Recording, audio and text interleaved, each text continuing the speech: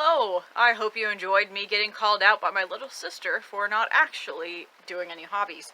So, in this instance, I will be learning and teaching Harley, since it is also one of those, it's rainy, you might as well teach her how to do something indoors, activities. I will be teaching her how to ferment vegetables. Now, this might seem a little bit weird to most people, like, oh my gosh, why would you do this? But if you think about it, sauerkraut, that's fermented.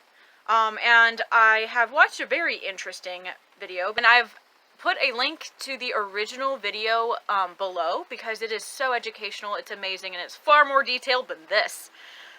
Clearly I'm not going to pad the runtime in order to get YouTube to monetize my videos. Yet. So, join me, and we are going to ferment some carrots.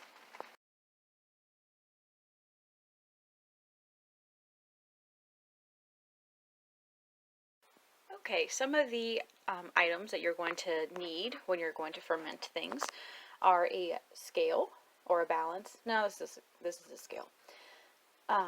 You'll need a scale to help measure your vegetables. In this case, it was carrots, and your salt and your water. You are going to need a clean jar. We have a jar shortage in America right now, so I'm reusing a jar, but it is clean. And then you're going to need some salt, and you're not going to want to use regular table salt. You're going to want to get something that has a high mineral content, and this is not a paid promotional video in any sense of the word, but I'm using this this Sea Island Salt Works, because if you look at the ingredients, it is legitimately, hold up, where are the ingredients? Okay, here we go. If you look at the ingredients, it's just Hawaiian red clay sea salt, Mediterranean sea salt, garlic, onion, and spices. And that's amazing, because you can add spices to your, oh, that's dirty. Okay, you can add spices to your fermented vegetables.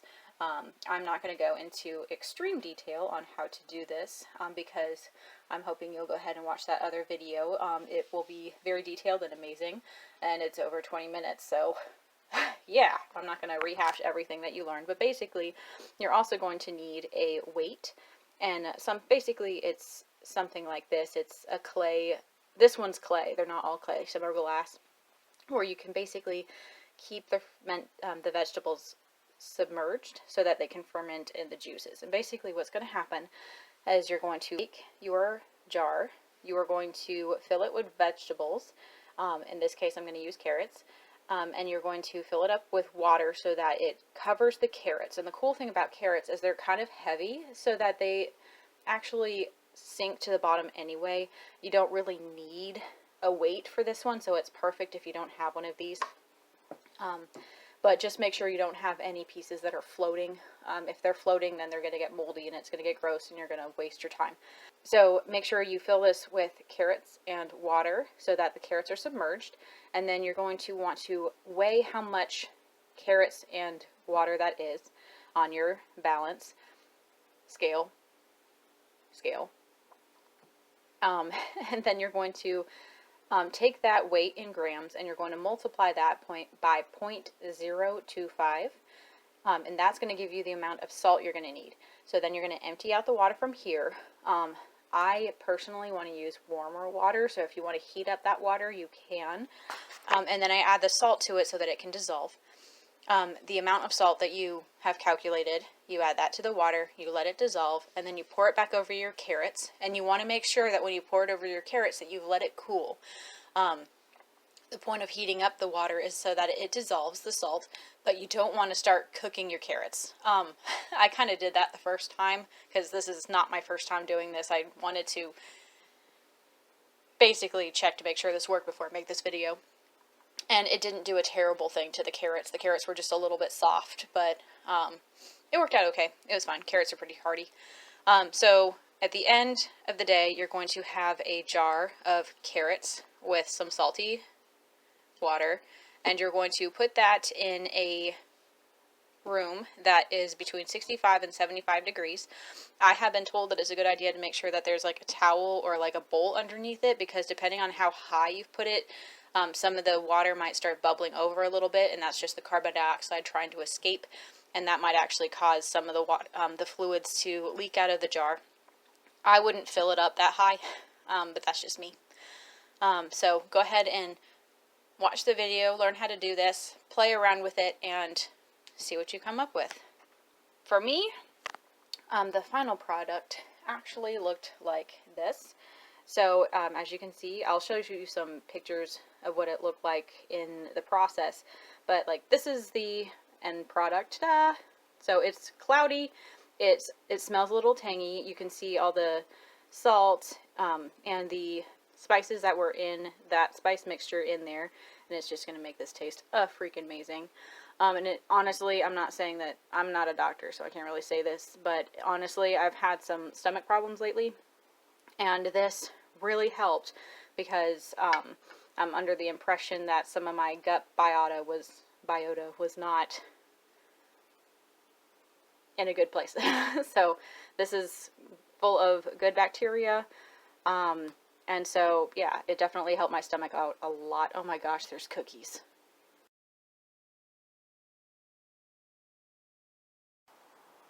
Okay, what am I doing again?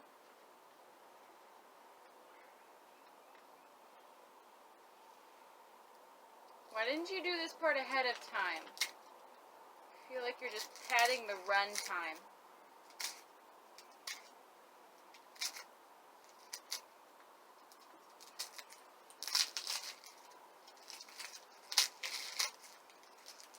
What's the name of this video anyway? Isn't it supposed to be rainy out?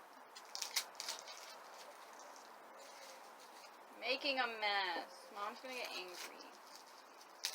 Isn't that right? Yeah, sorry, don't eat it.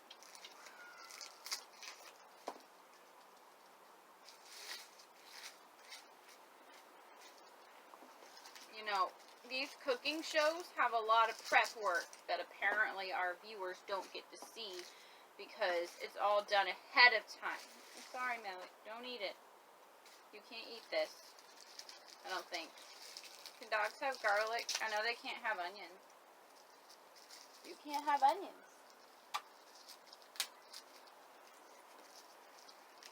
Can we just speed up through this part? This is boring.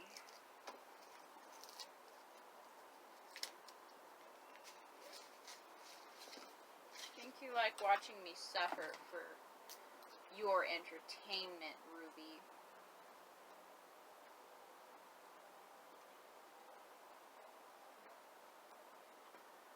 You can smell it, just don't eat it. Okay, good girl. See, that's garlic. That's garlic.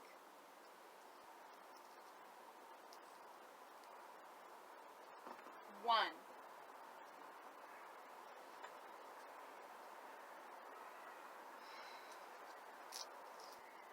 And what are we doing with this? We're fermenting it? You know what? I'm gonna go watch cartoons. That took so long, Ruby. Ruby, that took so long. Like, why? Look at this. Look at this.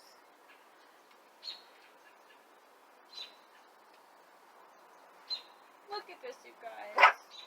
Now what are we doing?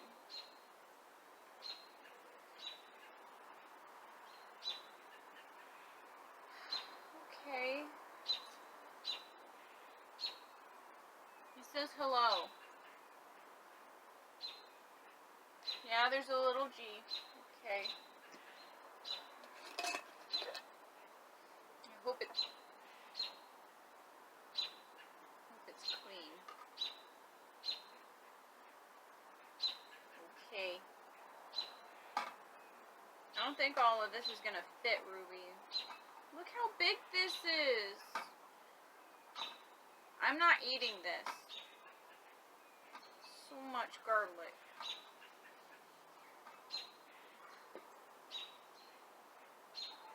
$95.3 grams.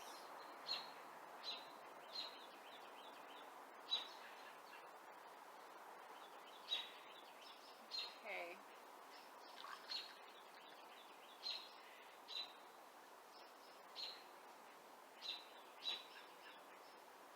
236.6 grams. Okay.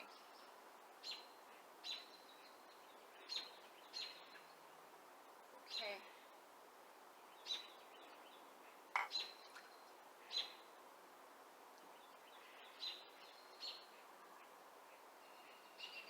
It's hot.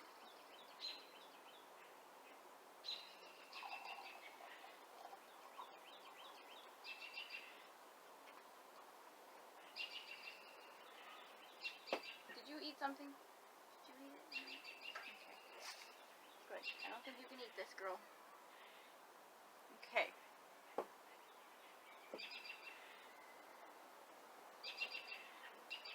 236 grams total. 10% is 23.6. Wait, 236 grams. 10% of that is 23.3. Wait, no, 23.6. Half of that is 13. I'm just going to round because you don't want exact numbers. So with me, anyway, 13. So 5% is 13 grams. So 13 plus 23.6 plus 23.6 is 6. So that's going to be 70. Wait, 7. Is it 77 grams? I'm lost, Ruby. I don't like this. I don't like math. That would be 5.9.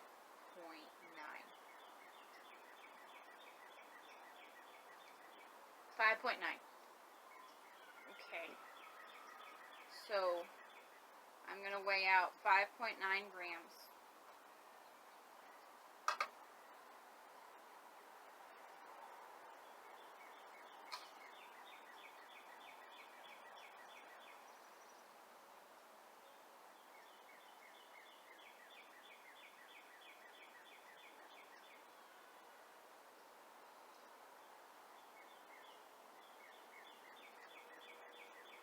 No, can I put it back? I put too much. Too much. It's 6.0. Is that okay?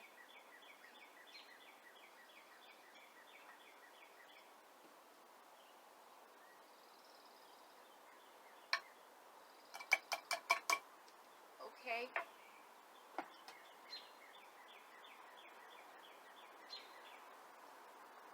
It smells weird.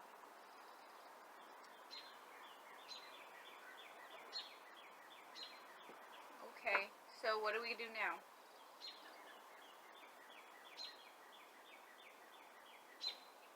Okay.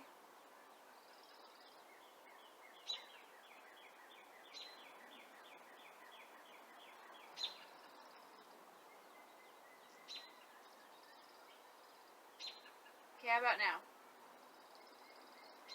Okay.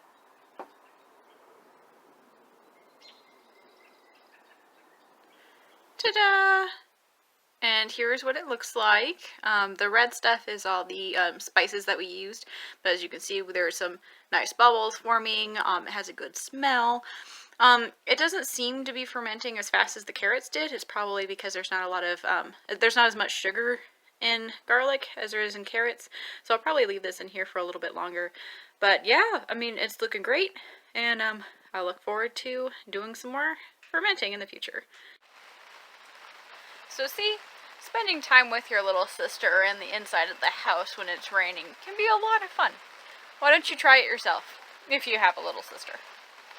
Well, again, this is Ruby Hardbuckle, and I'll see you next time. Goodbye.